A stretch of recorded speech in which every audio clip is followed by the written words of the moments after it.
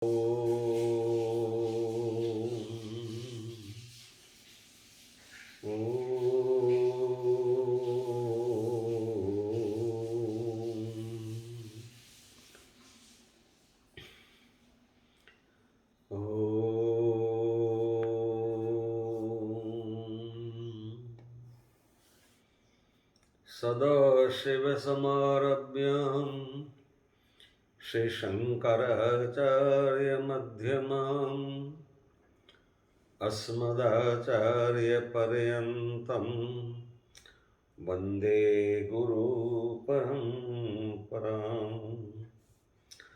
नमः शिवाय साम्बाय हरे परमात्मने नमः। प्रणतक्लेशनाशाय योगिनां पतये नमः। ओम नमः शिवाय।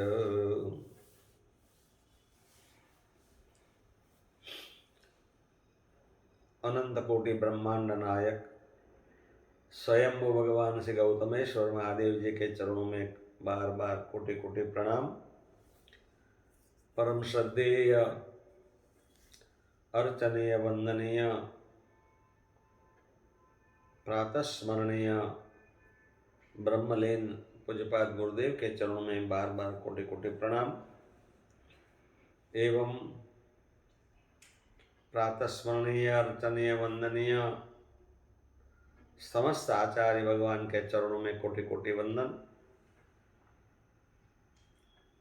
क्षोत्रिय ब्रह्मनिष्ठ परिवाजक आचार्य प्रातस्मरणीय अर्चनीय वंदनीय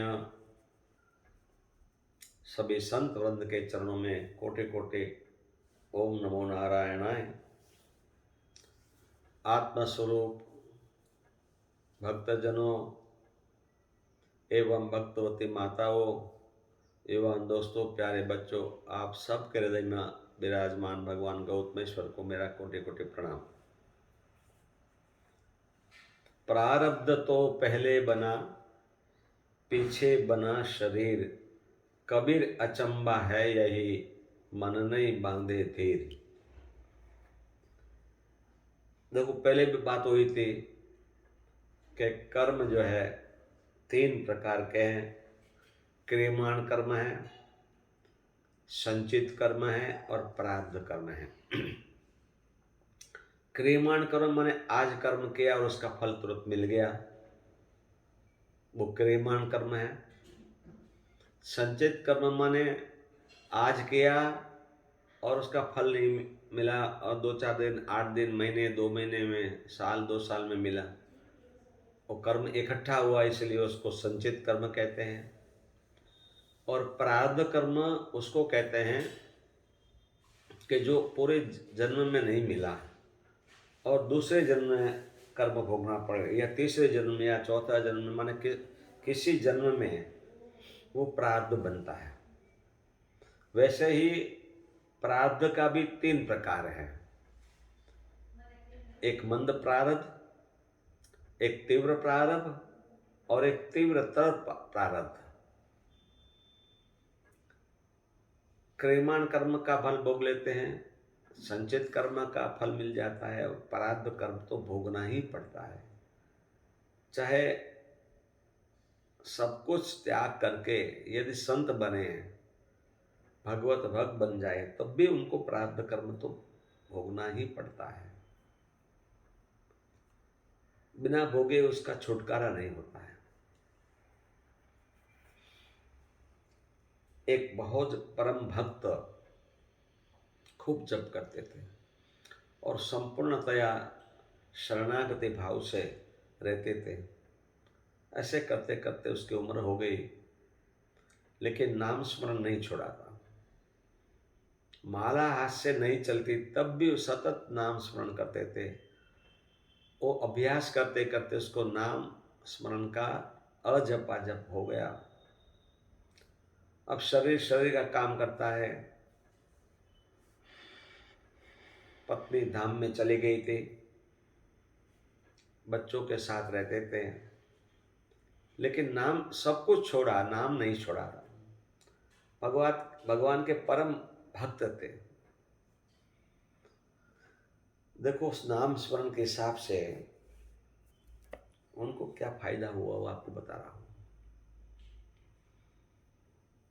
धीरे धीरे उम्र बढ़ती गई, शरीर में कमजोरी होने लग गई, तो रात्रि में निवृत्ति के लिए बच्चों को आवाज़ देते थे, तो बच्चे आ जाते थे, उनको निवृत्त करा के फिर सुला देते थे। लेकिन नाम स्मरण वो नहीं छोड़ते थे। धीरे धीरे समय ऐसा आ गया कि बच्चों को बुलाते थे, कभी वो नहीं भी आते थे, अब उनसे उठा नहीं जाता था, तो कभी बिस्तर भी खराब हो जाते थे और उससे भी पड़े रहते थे। बड़ा दुख होता था उनको कि ऐसी स्थिति में मैं कैसे भगवान का नाम करूं, लेकिन आदत हो गई थी, वो छूटता नहीं था। फिर आवाज़ करते थे, ऐसे करते कई समय निकल गया, फिर बहुत आवाज़ करते थे, वो बच्चे आते ही नहीं थे। तो एक बात ऐसी हुई कि एक बच्चा आया, उस कहा दादाजी चलो मैं ले जाता हूँ आपको निवृत्ति के लिए। ले जाते थे, फिर बिस्तर पे लिटा देते थे। जब आवाज़ करते थे वो बच्चा आ जाता था और ले जाता था। आँख से दिखते नहीं थे। एक दिन उन हाथ का स्पर्श होने से, कोमल कोमल हाथ लगा उसको, बेटा मैं आवाज़ करता हूँ तो तुरंत आ जाता है, तेरी नींद, वो समझा मेरा पोता है, तेरी नींद तो खराब नहीं होती। बोले नहीं दादाजी, जब आप बोलोगे मैं आ जाऊँगा। उसको वहम हुआ कि पहले तो पोते की सेवा नहीं करते थे, अब कैसे करने लग गए। उसने एक दिन हाथ पकड़ रखा, छोड़ा नहीं, बोले बता तू कौन है। पोता तो नहीं है, पोता इतनी सेवा नहीं करता था, अब तो 6 महीने से ऐसी सेवा कर रहा है, तू है कौन बता। बोले नहीं बाबा आप छोड़ दो मुझे, ऐसा मत करो, आप छोड़ दो मुझे। बोले मैं छोड़ूंगा नहीं, बता तू कौन है। फिर भगवान ने कृपा करके उनको दर्शन दिए। अरे रे प्रभु, आपको मैं कष्ट दे रहा हूँ, आप तो सब कुछ जानते हैं, तो मुझे मुझे मुक्त क्यों नहीं कर देते इस शरीर से। बोले बाबा मंद प्राप्त तो हो जाता है, तीव्र प्रारब्ध होता है, आपका प्रारब्ध तीव्र प्रारब्ध है। उस प्रारब्ध को, उस कर्म के सिद्धांत को मैं नहीं मिटा सकता हूँ, उनकी पीड़ा हरण कर सकता हूँ, लेकिन ये प्रारब्ध तो आपको भोगना पड़ेगा, ये प्रारब्ध आपका नहीं मिटा सकता हूँ मैं। इसीलिए मैं आपके साथ रहता हूँ ना, कि आपको कोई पीड़ा ना हो, आपको कोई कष्ट ना हो। और यदि ये प्रारब्ध मिटा दूंगा, ये कर्म मिटा दूंगा, तो फिर पुनः आपको जन्म लेना पड़ेगा, फिर आपको वृद्धावस्था आएगी, फिर आपको ये पीड़ा सहन करनी पड़ेगी। इनके वजह से तो ये अच्छा है। ऐसा ही स्वामी विवेकानंद जी महाराज ने परमहंस जी को पूछा था, गुरुदेव आपके कमरे से रात्रि को कोई माता की आवाज आती है और आपके कमरे के बाहर तो मैं सोता हूँ, कौन है वो।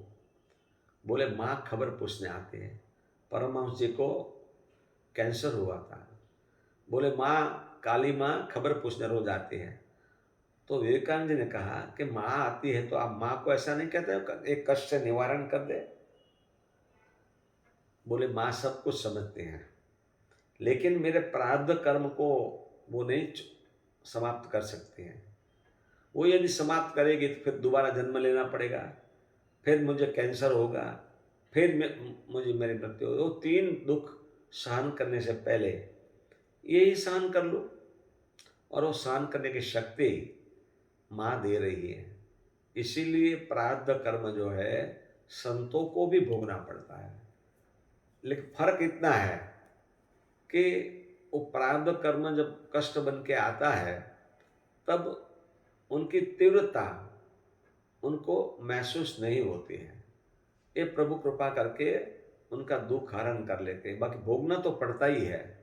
इसीलिए हम बार बार आप लोगों को कहते हैं, और हम भी खुद सोचते हैं कि कर्म करते समय ध्यान रखो, अवश्यमेव भोक्तव्यम शुभम अशुभम कर्म। शुभ और अशुभ कर्म भोगना ही पड़ता है। इसलिए कर्म करते समय बहुत ध्यान रखना, सोच समझ के कर्म करो। क्रियमाण कर्म छूट जाएगा, संचित कर्म छूट जाएगा, लेकिन प्रारब्ध कर्म, और वो भी बलवत्तर प्रारब्ध है, वो तो भोगना ही पड़ता है, संतों को भी भोगना पड़ता है। और मानो भगवान शरीर धारण करते तो उसको भी भोगना पड़ता है। इसीलिए कर्म करते समय आप ध्यान रखना। हरिओम तत्सत, हरिओम तत्सत, हरिओम।